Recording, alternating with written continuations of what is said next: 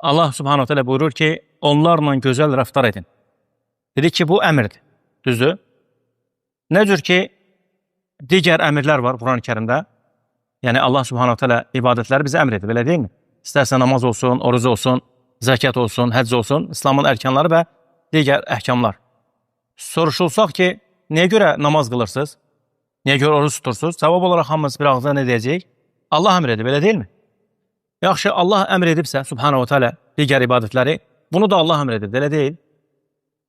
Allah subhanahu teala buyurur ki, əfətu'minunə bi ba'dil kitabi və təkfurunə bi ba'd. Allah korusun. Siz kitabın bir qisminə iman edib digər qismini inkar mı edirsiniz?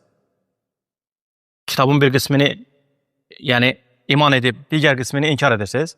Allah bu haldan qorusun bizi. Deməli, birinci məsələ nə idi? Bu Allahın əmridir. Digər əmirlər olduğu kimi bu da Allahdan, subhanahu teala'dan əmirdir. İkinci məsələ, ma'ruf, yəni bir mənada onlarla gözəl şəkildə rəftar etmək odur ki, necə ki, elm əhli bu ayətin təfsirində buyururlar, rahiməhumullah.